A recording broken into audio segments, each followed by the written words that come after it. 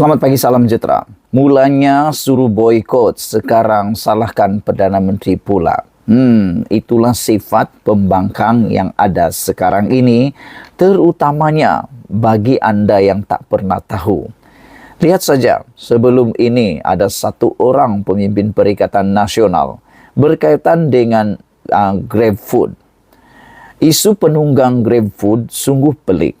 Bertambah pelik lagi apabila Wan Faisal menunggang isu GrabFood ini tanpa rasa bersalah. Lebih jahat lagi apabila dia mengatakan di himpunan boikot oleh penunggang GrabFood bahawa isu Grab ini di bawah Menteri Keuangan. Sasarannya untuk masyarakat menyalahkan Perdana Menteri ke-10 iaitu Anwar Ibrahim. Lihatlah, perbuatannya ini cukup pelik. Bayangkan saja, Wan Faisal dalam sejarah Grab ini sebenarnya begini ceritanya.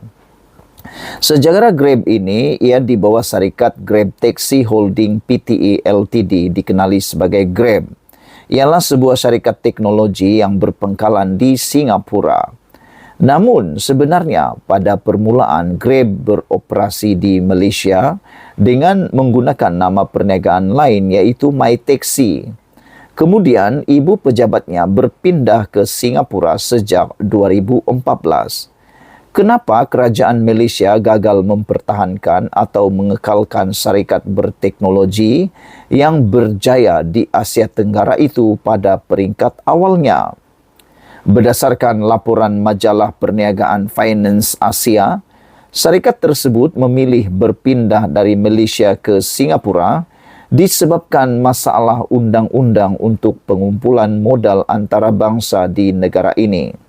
Singapura pula memberikan insentif dan diskaun dari segi cukai serta lebih mampu menarik modal antarabangsa. Baik itu adalah serba sedikit sejarah Grab. Sekarang kita lihat mengapa akhir-akhir ini timbul pula kontroversi kepada syarikat ini. Antara faktor penyumbang ialah pada awal pemandu Grab rata-rata adalah mereka yang melakukan pekerjaan ini adalah secara part-time dan dikenali sebagai ekonomi gig. Atau orang sekarang selalu kata ianya kerja side income. Apa itu ekonomi gig? Ekonomi gig dalam sistem pasaran bebas mengambil pekerja dengan komitmen jangka pendek. Istilah gig selalu digunakan kepada kumpulan pemusik gigging yang bersifat tiada bermasa dan tidak terikat. Dengan kata lain, ekonomi gig ialah pekerjaan bebas, tidak terikat dan bekerja berasaskan tugasan atau projek secara sementara atau sambilan. Namun, sejak permintaan tinggi di musim pandemik, ramai orang Melayu khasnya menjadikan ia pekerjaan tetap. Ramai orang Melayu sama ada diberhentikan kerja semasa pandemik atau generasi sekarang memilih Grab dari bekerja tetap kerana gaji yang dikatakan lebih lumayan. Namun, ramai anak muda tidak faham apa itu gig ekonomi. Ia adalah pekerjaan yang tidak diikat dengan kontrak pekerja tetap seperti pekerjaan di bank atau kerajaan.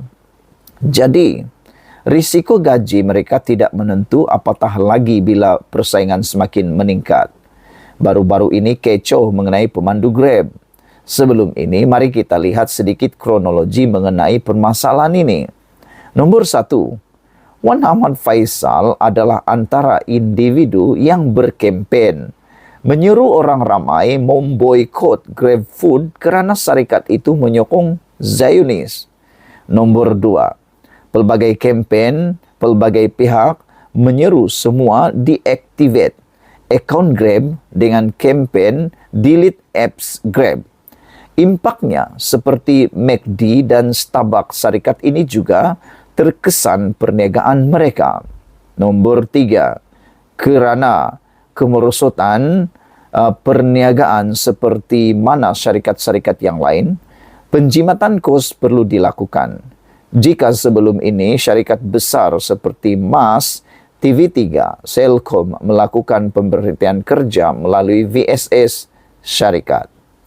Nomor 4, Grab ini mengambil pendekatan mengurangkan kadar upah bayaran penunggang daripada RM5 ke RM4, maka bermulalah boikot dari penunggang. Permasalahan ini sebenarnya antara pekerja dan syarikat tersebut. Tidak ada kena-mengena dengan kerajaan. Kerajaan tidak boleh masuk campur dalam hal ini. Namun, Wan Ahmad Faisal mengambil kesempatan cuba memburukan Perdana Menteri 10 dalam soal ini. Jika sebelum ini beliau menyuruh kerajaan mencetak wang yang banyak, kali ini dia tanpa segan silu membodohkan rakyat Grab di bawah Kementerian Keuangan. Perdana Menteri ke-10 telah menunaikan janji beliau untuk bertemu dengan syarikat-syarikat e-hailing untuk menyuarakan pandangan dari permintaan penunggang mereka. Namun rakyat perlu sedar, Perdana Menteri 10 atau Anwar Ibrahim atau kerajaan tidak boleh memaksa atau mengenakan tindakan kerana ia sebuah syarikat swasta yang menjalankan perniagaan berkonsepkan ekonomi gig. Wan Ahmad Faisal seperti baling batu sembunyi tangan. Kamu ajak orang Melayu boikot syarikat Grab ini. Hari ini kamu turun pula bersama mereka. Cuba menjadi hero dengan menyalahkan Perdana Menteri yang ke-10. Sepatutnya kamu bertanggung jawab kepada mereka. Fikirkan alternatif terbaik untuk mereka, bukan menuding kepada pihak lain atas tindakan yang kamu lakukan sendiri bersama beberapa pihak. Saudara-saudara sekalian, dijangkakan perkara ini akan terus berulang lagi, terutamanya kepada mana-mana perniagaan yang telah diboikot dan menyebabkan banyak para pekerja yang dibuang kerja atau terpaksa berhenti kerja atau terpaksa gulung tikar. Kita menantikan pula apa yang akan jadi kepada McDonald, Starbucks, KFC dan banyak lagi yang telah diboikot, yang telah turut disertai oleh beberapa pemimpin yang top. Sehingga kita tahu kesan yang besar. Jadi nanti kalau sudah dibuang kerja pula, jangan pula disalahkan Perdana Menteri X pula, Perdana Menteri Anwar Ibrahim pula, seperti yang dilakukan oleh Wan Ahmad Faisal ini. Kalau Anda masih ingat dalam pembacaan tadi, ada beberapa perkara yang menarik. Nomor 1, Wan Ahmad Faisal adalah antara individu yang berkempen menyeru orang ramai memboikot Grab Food kerana syarikat ini kononnya menyokong Zionis. Nomor 2, pelbagai kempen, pelbagai pihak menyeru semua deactivate account Grab dengan kempen delete app Grab. Impaknya seperti McD dan Starbucks, syarikat ini juga terkesan perniagaan mereka. Jadi saudara-saudara sekalian, janganlah salahkan Anwar Ibrahim pula. Sekian dulu untuk kali ini. Jangan lupa tinggalkan komen Anda, tekan butang subscribe. Kita jumpa lagi. Bye-bye.